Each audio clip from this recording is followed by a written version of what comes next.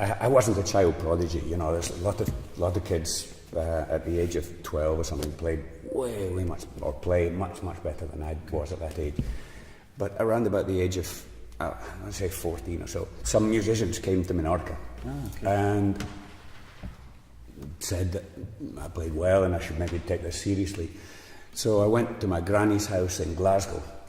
I have one granny that lived about 10 miles away from here, in Kilmacombe, just over the water, and my other granny lived in Glasgow. And there was an old guitarist who passed away some years ago, who was mostly jazz guitarist, but he loved classical as well, Ron Moore. So Ron was a kind of friend of a friend of a friend, and I don't know how it worked out, my parents or my granny did it.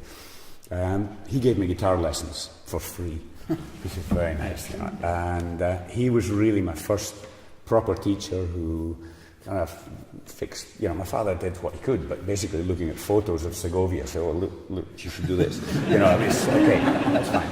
You know. And Ron certainly knew a lot more. Also, Ron could read really well. As a jazz guitarist, he'd been a session musician and things, so he really knew that the value of learning the basics of music and learning how to read. And so he really pushed me in that direction for that year. And from there I went to study at the Royal Academy in London, and then I continued a more normal education, if you like. Amazing.